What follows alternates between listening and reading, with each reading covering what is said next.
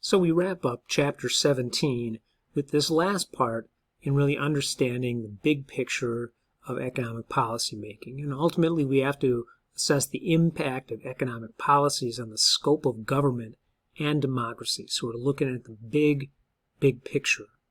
And we're going to look both at democracy and the scope of government. It mentions at the end of the chapter the ideas of Karl Marx and what he originally envisioned.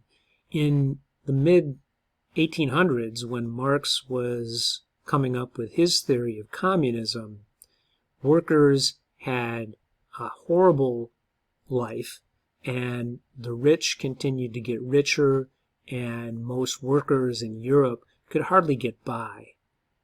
His idea about having government take over and control the economy and allow every person to be equally invested in the production as well as the decision-making about distribution of goods was, in his mind, a way to make life fair, and that government would be part of that process.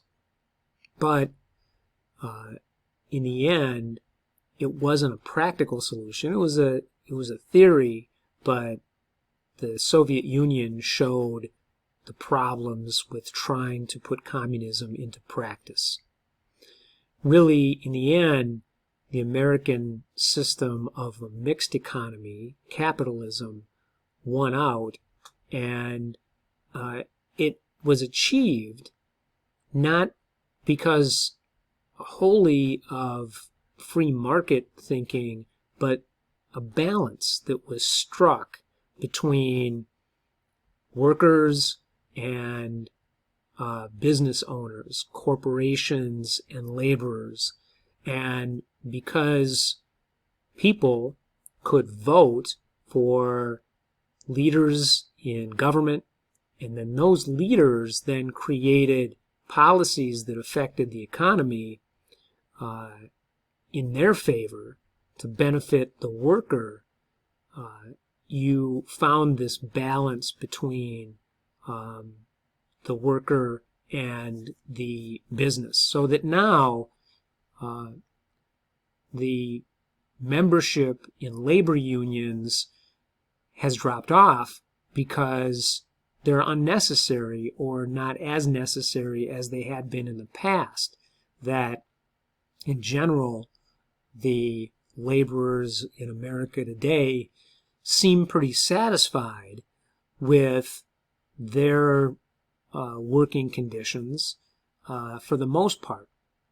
There are those of us who believe that working conditions aren't good enough and should be improved, and that laborers may not realize that quite yet.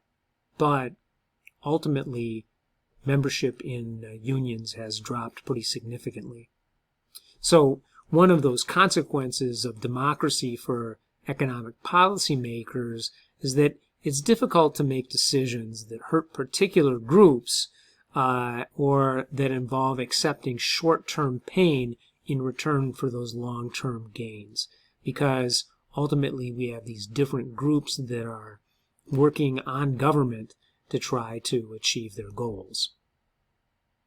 There's that picture of the children working in factories in the early 1900s, and those days are pretty well gone.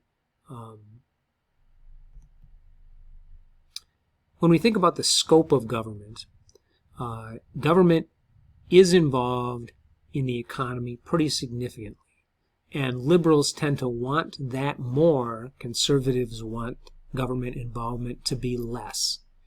Democrats are more concerned with curbing unemployment and making sure that people have opportunities to work at a decent wage, where Republicans are more concerned with controlling inflation.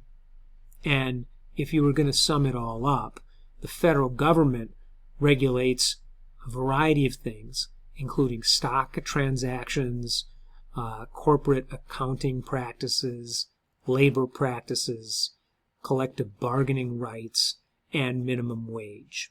So it's that middle ground that America has seemed to find through the democratic process and the structure of the federal government that has led us to the economic policies that we have now.